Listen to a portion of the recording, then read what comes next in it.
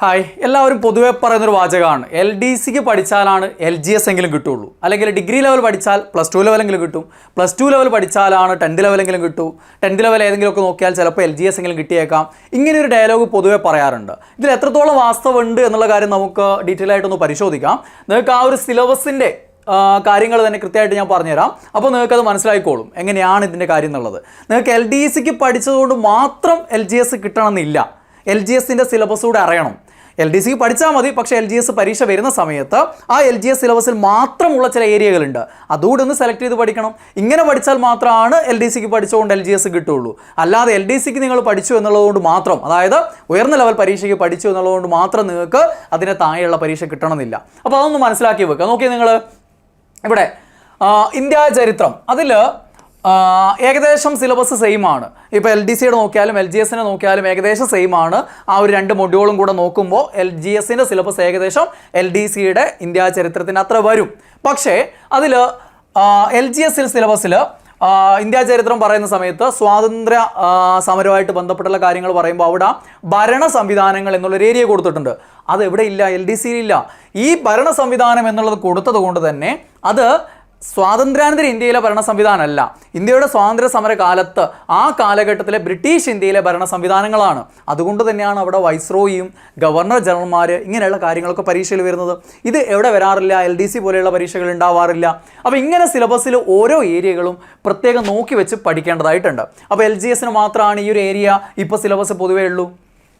Then സ്വാതന്ത്ര്യാനന്തര India നോക്കുകയാണെങ്കിൽ അവിടെ യുദ്ധങ്ങൾ, സ്വാതന്ത്ര്യാനന്തര ഇന്ത്യയിലെ വിദ്യാഭ്യാസ മേഖലയിലെയും ശാസ്ത്ര സാങ്കേതിക മേഖലയിലെയും പുരോഗതി എന്നൊക്കെ പറഞ്ഞ്, അതേപോലെ സംസ്ഥാന പുനഃസംഘടന എന്നൊക്കെ പറഞ്ഞ് എവിടെയുണ്ട്, LDCയിലുണ്ട്. പക്ഷേ LGSൽ ഇങ്ങനെ പ്രത്യേകം എടുത്തു പറയുന്നത് കൊണ്ട് തന്നെ ഇവിടെ നിന്നുള്ള ചോദ്യങ്ങൾ ഓരോന്നും വളരെ ഇമ്പോർട്ടൻ്റ് ആയിട്ട് പരീക്ഷയിൽ വന്ന് കാണാറുണ്ട്. അപ്പോൾ അത് LGSന് പ്രത്യേകം നോക്കിയിരിക്കേണ്ട ഏരിയയാണ്. അപ്പോൾ ഇങ്ങനെ സിലബസ് അറിഞ്ഞ് പഠിക്കേണ്ട ഒരു ആവശ്യകത എവിടെയുണ്ട്, LGSന് പഠിക്കേണ്ട സമയത്തുണ്ട്. അപ്പോൾ അത് LDCക്ക് പഠിക്കുമ്പോൾ ഈ ഒരു ഏരിയകളൊന്നും കവർ ചെയ്യപ്പെടണമെന്നില്ല.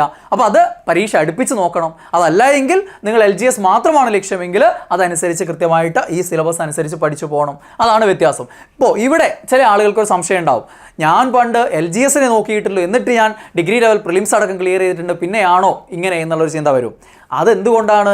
നിങ്ങൾ ഈ ഒരു LGSൻ്റെ ആ ഒരു പഠനം നടത്തുന്ന സമയത്തും നിങ്ങൾ മറ്റു പല പ്രസിദ്ധീകരണങ്ങൾ നോക്കിയിട്ടുണ്ട്, മറ്റു പല പരീക്ഷകളുടെയും എയിം ചെയ്ത് പഠിച്ചില്ല എങ്കിലും ചിലപ്പോൾ അതിൻ്റെ റാങ്ക് ഫയലൊക്കെ ഉപയോഗിച്ചിട്ടുണ്ടാവും. ഇങ്ങനെയുള്ളൊരു ലെവൽ പഠനം കൂടെ അവിടെ നടക്കുന്നത് കൊണ്ടാണ് എന്ത് ചെയ്യുന്നത്, ആ ഒരു സമയത്ത് നിന്ന് മറ്റു പരീക്ഷകളും ക്രാക്ക് ചെയ്യാൻ പറ്റുന്നത്. അപ്പോൾ ഇവിടെ അങ്ങനെ ഏതെങ്കിലും ഒരു പരീക്ഷയുടെ പ്രിലിംസ് പാസ്സായ പോരല്ലോ നിങ്ങൾക്ക് മികച്ച റാങ്കോട് കൂടി ജോലി കിട്ടുന്ന ആ ഒരു ലെവലിലേക്ക് എത്തണം.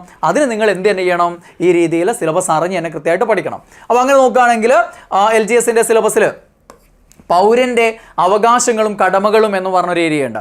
ഇത് LDCയിൽ നിങ്ങൾക്ക് എങ്ങനെയാണുള്ളത്, ഭരണഘടനയിൽ മൗലിക അവകാശങ്ങളും മൗലിക ചുമതലകളും മാത്രമേ ഉള്ളൂ. ആ ഒരു ഏരിയ അല്ല ഇത്. ഇവിടെ പൗരൻ്റെ അവകാശങ്ങളും കടമകൾ എന്ന് പറയുമ്പോൾ മൗലിക അവകാശങ്ങളും മൗലിക കടമകളും മാത്രമല്ല, LGSന് അവിടെ വളരെ ബേസിക്കായിട്ട് സേവനാവകാശ നിയമമായിട്ട് ബന്ധപ്പെട്ടും വിവരാവകാശ നിയമമായിട്ട് ബന്ധപ്പെട്ടും മറ്റു പല നിയമങ്ങളെക്കുറിച്ചും ബേസിക് ആയിട്ടുള്ള കാര്യങ്ങൾ ചോദിക്കാറുണ്ട്. അപ്പോൾ ആ ലെവലിൽ ഒരു പഠനം ഇവിടെ ആവശ്യമാണ്. ദെൻ ഇന്ത്യ കേരളം അടിസ്ഥാന വിവരങ്ങൾ, ഇന്ത്യയുടെ അടിസ്ഥാന വിവരങ്ങൾ, അതേപോലെ കേരളത്തിൻ്റെ അടിസ്ഥാന വിവരങ്ങൾ.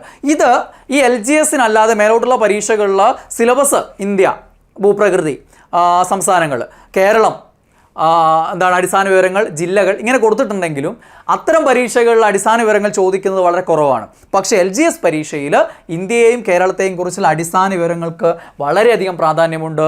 സെൻസസ് വസ്തുതകൾക്കും അതേപോലെ ജില്ലകൾ, സംസ്ഥാനങ്ങൾ, ഇതിൻ്റെ എണ്ണം, വലിപ്പം, അങ്ങനെയുള്ള പല കാര്യങ്ങളും വളരെ പ്രാധാന്യത്തോടു കൂടി പഠിക്കേണ്ടതായിട്ട് വരുന്നുണ്ട്. ദെൻ കേരളത്തിൻ്റെ ഭൂമിശാസ്ത്രം, കേരളത്തിൻ്റെ അടിസ്ഥാന സവിശേഷതകൾ എന്നൊക്കെ പറഞ്ഞ് 10 മാർക്കിൻ്റെ ഒരു മൊഡ്യൂൾ LGSനുണ്ട്. ആ ഒരു മൊഡ്യൂളിൽ പ്രത്യേകം എടുത്തു പറഞ്ഞിട്ടുള്ള ഏരിയകളാണ്. ഇതൊന്നും മറ്റു പരീക്ഷകൾ അങ്ങനെ കൂടുതലായിട്ട് വരാറില്ല. LDC അതിന് മുകളിലോട്ടുള്ള പരീക്ഷകളിൽ ഊർജ സ്രോതസ്സുകൾ എന്ന് പറഞ്ഞ സിലബസ് ഉള്ളത് കൊണ്ട് വേണമെങ്കിൽ അവിടെ നിന്ന് ചോദിക്കാം. പക്ഷേ വൈദ്യുത പദ്ധതികൾ എടുത്തു പറഞ്ഞിട്ടുള്ളത് എവിടെയാണ്, LGSൻ്റെ സിലബസിലാണ്.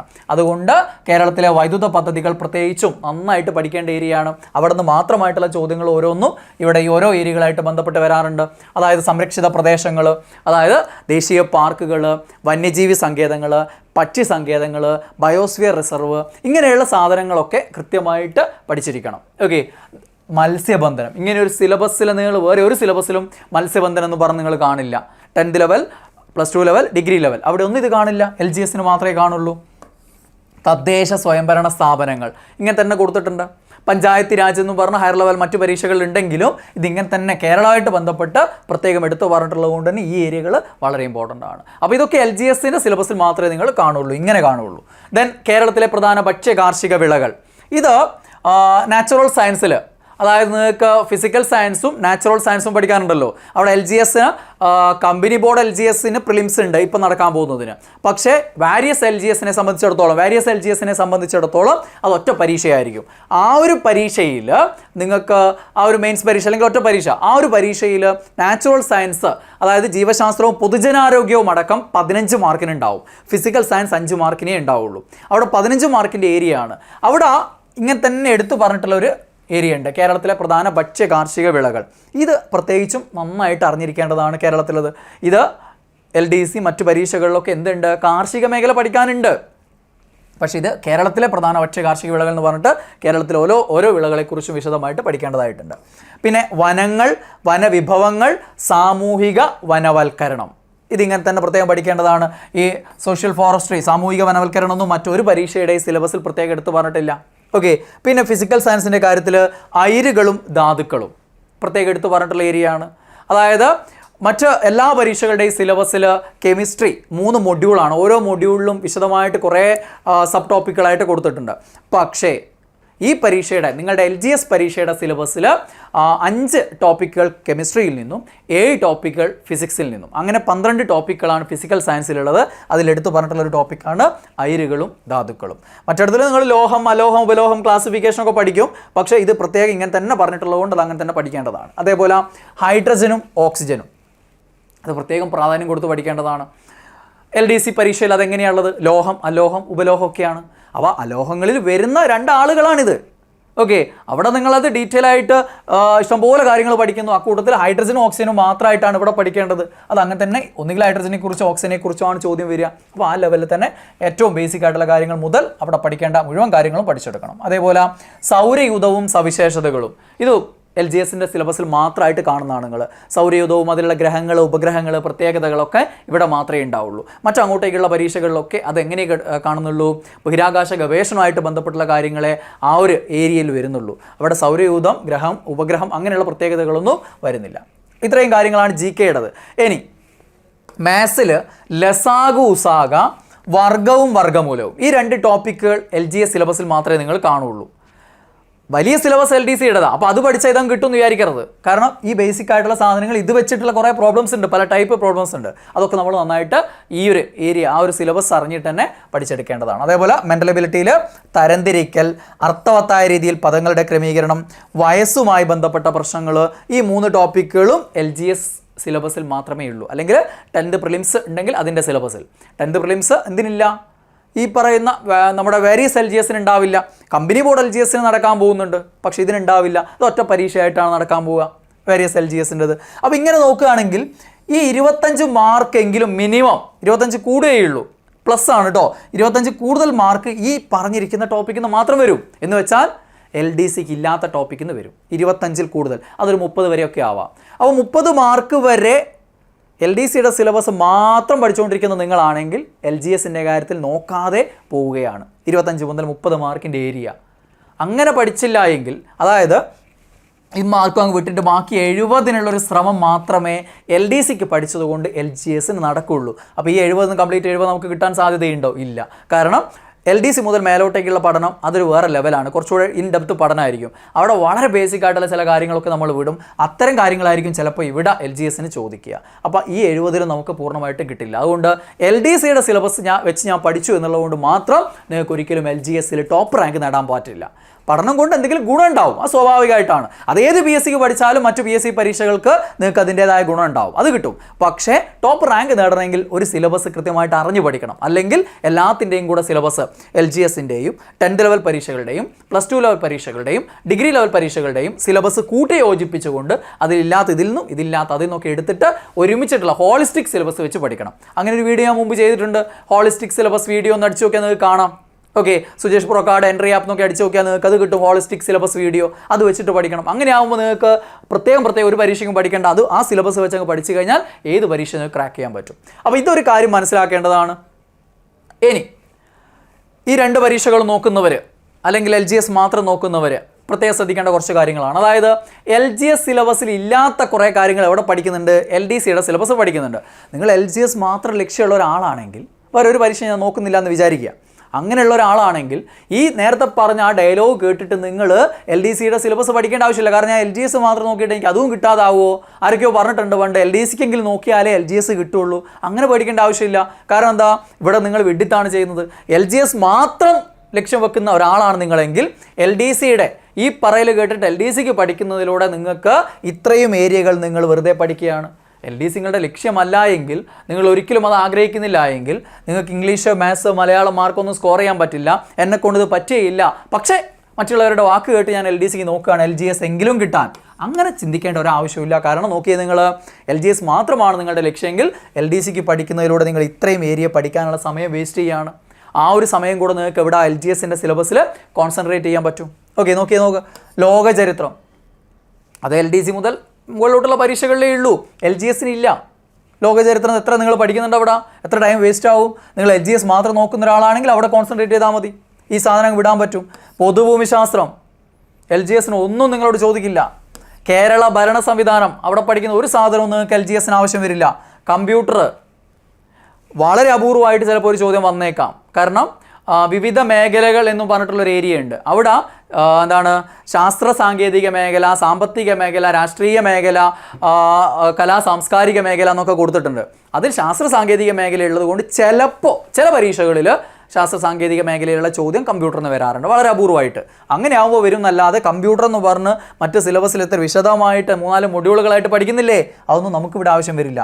സുപ്രധാന നിയമങ്ങൾ, വിവരാവകാശ നിയമം വരും, അത് ആവശ്യമുണ്ട് നമുക്ക്. അതൊഴികെ ബാക്കി സുപ്രധാന നിയമങ്ങളുടെ സിലബസ് പഠനം വെറുതെ ആയി മാറും നിങ്ങൾക്ക്. ഇംഗ്ലീഷ്, മലയാളം, ഇത്രയും ഏരിയകൾ നിങ്ങൾക്ക് എവിടെ ഇല്ല? LGS പരീക്ഷയിൽ ഇല്ല. അതുകൊണ്ട് LDCയുടെ ആ ഒരു സിലബസ് വെച്ച് നോക്കുമ്പോൾ ഇത്രയും ടൈം നിങ്ങൾക്ക് വേസ്റ്റ് ആവും. ഓക്കെ, ഇനി LGS സിലബസിൽ കുറച്ച് മാത്രം ഉൾപ്പെട്ടിട്ടുള്ള കുറേ ഏരിയകളുണ്ട് LDCയിലും രണ്ടിലുള്ള. അതായത് LDC സിലബസിലുള്ള ഏരിയകൾ LGSൽ കുറച്ച് മാത്രം വരുന്നത്. അതിലൊന്നാണ് ഈ എക്കണോമിക്സ്. അത് പലരും ശ്രദ്ധിക്കാതെ പോകുന്നതാണ്. ഞാൻ നേരത്തെ പറഞ്ഞ വിവിധ മേഖലകൾ എന്ന് പറയുന്നിടത്തിൽ എന്തുണ്ട്? സാമ്പത്തിക മേഖലയുള്ളത് കൊണ്ട് തന്നെ LGSന് സാമ്പത്തിക ശാസ്ത്രവുമായി ബന്ധപ്പെട്ട് 5 മുതൽ 10 വരെ ക്ലാസ്സുകളിലുള്ള എക്കണോമിക്സ് സോഷ്യൽ സയൻസ് പാഠപുസ്തകത്തിലെ എക്കണോമിക്സുമായിട്ട് ബന്ധപ്പെട്ടുള്ള ചാപ്റ്ററിൽ നിന്ന് ചോദ്യങ്ങൾ വരാറുണ്ട്. ഓക്കെ, അതുകൊണ്ട് 5 മുതൽ 10 വരെയുള്ള എക്കണോമിക്സിൻ്റെ ആ ഒരു വിഭാഗത്തിൽ വരുന്ന ചാപ്റ്റേഴ്സ് നമ്മൾ LGSന് നോക്കിയിരിക്കേണ്ടതുണ്ട്. പിന്നെ ഭരണഘടന LDCക്ക് വിശദമായിട്ട് പഠിക്കും. പക്ഷേ അതിൻ്റെ ഒരു ചെറിയൊരു അംശം നമുക്ക് എവിടെ വേണ്ടി വരും? LGSൽ വേണ്ടി വരും. ഓക്കെ, കാരണം ഭരണഘടന അടിസ്ഥാന സവിശേഷതകൾ എന്നും പറഞ്ഞ് LGSൻ്റെ സിലബസിൽ കൊടുത്തിട്ടുണ്ട്. പിന്നെ ഭൗതിക ശാസ്ത്രം, രസതന്ത്രം, ഇതൊക്കെ ഫിസിക്കൽ സയൻസ് എന്ന് പറഞ്ഞ് 12 ടോപ്പിക്കാണ് LGSനുള്ളത്. 5 കെമിസ്ട്രി, 7 ഫിസിക്സ്. ഓക്കെ, ഈ സാധനം പഠിക്കുന്നതിൻ്റെ ഒരു 10% മാത്രമാണ് LGS സിലബസിൽ നമുക്ക് വേണ്ടതുള്ളൂ. ഇവിടെ വിശദമായിട്ട് പഠിക്കും LDCക്ക്. അതിൻ്റെ ഒരു 10% മാത്രമാണ്, ഒരു 12 ടോപ്പിക്ക് മാത്രമാണ് നമുക്ക് LGSന് വേണ്ടത്. ദെൻ കലാ, കായികം, സാഹിത്യം, സംസ്കാരം LDCക്കൊക്കെ വേണ്ടി നിങ്ങൾ വിശദമായിട്ട് പഠിക്കും. പക്ഷേ അത് വിവിധ മേഖലകളുടെ കൂട്ടത്തിൽ കലാ, സാംസ്കാരിക, സാഹിത്യ, ശാസ്ത്ര സാങ്കേതിക, സാമ്പത്തിക മേഖല എന്നൊക്കെ പറഞ്ഞിട്ട് ആ എല്ലാ മേഖലകളുടെ ഒരു 10 മാർക്കുണ്ട്. അതിൽ 1-2 ചോദ്യങ്ങൾ, അല്ലെങ്കിൽ ഇതെല്ലാം കൂടെ വരുമ്പോൾ ഒരു 4-5 ചോദ്യങ്ങൾ വരെ ഈ മേഖലകളിൽ നിന്ന് അവിടെ വന്നേക്കും. പിന്നെ മെൻ്റൽ എബിലിറ്റിയും മാത്സും അതിൽ 12, 13, 25 ടോപ്പിക്കുകൾ എവിടെയുണ്ട്? LDCയിലുണ്ട്. 8 16 ടോപ്പിക്കുകളാണ് LGSനുള്ളത്. താരതമ്യേന എളുപ്പമുള്ള വളരെ സിമ്പിളായിട്ടുള്ള ടോപ്പിക്കുകളാണ്. അതിൽ ഈ 8 ടോപ്പിക്കുകളിൽ 2 ടോപ്പിക്കുകൾ ഞാൻ നേരത്തെ പറഞ്ഞ ലസാഗു ഉസാഗയും വർഗവും വർഗമൂലവും ഒഴികെ ബാക്കി 6 ടോപ്പിക്കുകളും കോമണാണ്. ഇവിടെയുണ്ട്, LGSലുണ്ട്, LDCയിലുണ്ട്. മനസ്സിലായില്ലേ? 3 മെൻ്റൽ എബിലിറ്റി ടോപ്പിക് ഒഴികെ ബാക്കി എല്ലാ ടോപ്പിക്കുകളും ഇവിടെയും അവിടെയും കോമൺ ആണ്. അതായത് ഇവിടെയുള്ള 8 ടോപ്പിക്കിൽ 3 ടോപ്പിക്ക് ഒഴികെ ബാക്കി 5 ടോപ്പിക്ക് LGSനുണ്ട്, LDCയിലുണ്ട്. പക്ഷേ ഇവിടെ എന്തുണ്ട്? LDCയിൽ കൂടുതൽ ടോപ്പിക്കുകൾ പഠിക്കാനുണ്ട്. അതാണ് വ്യത്യാസം അവിടുത്തെ. ഓക്കെ, ഇനി രണ്ടിലും ഏകദേശം ഒരേപോലെ പഠിക്കേണ്ട ഏരിയകൾ LGSനും LDCക്കും കോമൺ ആയിട്ട് പഠിക്കാം നിങ്ങൾക്ക്. ഓക്കെ, രണ്ടിനും നോക്കുന്നവർക്ക് ഒരുമിച്ച് പഠിക്കാവുന്ന ഏരിയകളാണ് ഇന്ത്യാ ചരിത്രം. ഇത് ഏകദേശം ഒരേപോലെ വേണം LGSനും LDCക്കും. അതേപോലെ കേരള ചരിത്രവും കേരള നവോത്ഥാനവും ഏകദേശം ഒരേപോലെ തന്നെയാണ് രണ്ടിൻ്റെയും സിലബസിൽ കൊടുത്തിരിക്കുന്നത്. ദേശീയ പ്രസ്ഥാനവും കേരള നവോത്ഥാനവും കാര്യങ്ങളാണ്. LDC കുറച്ച് അധികം എന്താണ് ട്രാവൻകൂർ ഹിസ്റ്ററി കൂടെ ഉണ്ട് എന്ന് മാത്രമേ ഉള്ളൂ. ദെൻ ഇന്ത്യൻ ഭൂമിശാസ്ത്രം, ഇന്ത്യയുടെ ഭൂപ്രകൃതിയും അതിർത്തി രേഖകളും അങ്ങനെയുള്ള ഏകദേശം ഒരേപോലെ തന്നെ വരുന്ന സിലബസാണ്. കേരള ഭൂമിശാസ്ത്രവും ഇന്ത്യൻ ഭൂമിശാസ്ത്രവും ജീവശാസ്ത്രവും പൊതുജനാരോഗ്യവും ഏകദേശം സെയിം ആണ്. അതേപോലെ കറണ്ട് അഫേഴ്സ് ഏകദേശം സെയിം ആണ്. അവിടെ എന്തുമാത്രം വ്യത്യാസം, LGSന് ഒരു ലോക നിലവാരത്തിലുള്ള അല്ലെങ്കിൽ ആ ലെവലിലുള്ള കറണ്ട് അഫേഴ്സ് കുറച്ച് കുറവാണ് ഉണ്ടാവാറുള്ളത്. മറ്റത് അങ്ങനെയല്ല. LDCയെ സംബന്ധിച്ചിടത്തോളം കേരളവും ഇന്ത്യയും ലോകവും ഒക്കെ ഒരേ പ്രാധാന്യത്തോടെ പഠിക്കേണ്ട സാധനങ്ങളാണ്. ഇതാണ് ഇവ തമ്മിലുള്ള വ്യത്യാസം. ഞാനൊന്ന് ഒരു കാര്യം പറഞ്ഞ് കൺക്ലൂഡ് ചെയ്യാം. അതായത് നിങ്ങൾ LGSഉം LDCയും രണ്ടും നേടണമെന്ന് ആഗ്രഹിക്കുന്നവരാണെങ്കിൽ LDCയുടെ സിലബസ് വെക്കുക. അതിൻ്റെ കൂടെ ഞാൻ തുടക്കത്തിൽ പറഞ്ഞ ഏരിയകളുണ്ടല്ലോ, ആ ഏരിയകളൂടെ എഴുതി ചേർക്കുക. അതായത് LGSൻ്റെ സിലബസിൽ മാത്രമുള്ള ഏരിയകൾ. ഇത് രണ്ടും കൂടെ എഴുതി ചേർത്താൽ എന്തായി, LGS പ്ലസ് LDC ആയി. 2 പരീക്ഷകളും നിങ്ങൾക്ക് ക്രാക്ക് ചെയ്യാൻ പറ്റും. അല്ലാതെ LDC വലിയ പരീക്ഷയല്ലേ, അതിൻ്റെ സിലബസ് വെച്ച് പഠിച്ചാൽ LGS കിട്ടുമെന്ന് വ്യാമോഹിക്കരുത്. രണ്ടും കൂടി ചേർത്താൽ LGSഉം LDCയുമായി. ഇനി നിങ്ങൾക്ക് എല്ലാ പരീക്ഷയും നോക്കണമെങ്കിൽ ഞാൻ മുമ്പ് ചെയ്ത വീഡിയോ ഉണ്ട്, ഹോളിസ്റ്റിക് സിലബസ് എന്ന് പറഞ്ഞിട്ടുള്ള ആ വീഡിയോ കാണുക. ആ ഒരു സിലബസ് പ്രിൻ്റ് എടുത്ത് വെക്കുക, റൂമിൽ എഴുതി ഒട്ടിക്കുക, പഠിച്ചോളുക. ഓരോ ഏരിയയും തീർക്കുന്നതിനനുസരിച്ച് ടിക്ക് ചെയ്ത് പോവുക. സുന്ദരമായിട്ട് ഏത് പരീക്ഷയും ക്രാക്ക് ചെയ്യാൻ പറ്റും. ഓക്കെ, അപ്പോൾ തെറ്റിദ്ധാരണകൾ മാറി എന്ന് വിചാരിക്കുന്നു. അപ്പോൾ നന്നായിട്ട് പഠിക്കുക. LGSൻ്റെ വേരിയസ് LGS ബാച്ചുകൾ നമ്മളിപ്പോൾ സ്റ്റാർട്ട് ചെയ്യുന്നുണ്ട്. ഈ വരും ദിവസങ്ങളിൽ LGSന് വേണ്ടിയിട്ടുള്ള ഗോൾഡ് ബാച്ച് സ്റ്റാർട്ട് ചെയ്യുന്നുണ്ട്. നിങ്ങൾക്ക് അഡ്മിഷൻ എടുക്കാവുന്നതാണ്. നമുക്ക് അവിടെ കാണാം. ബൈ.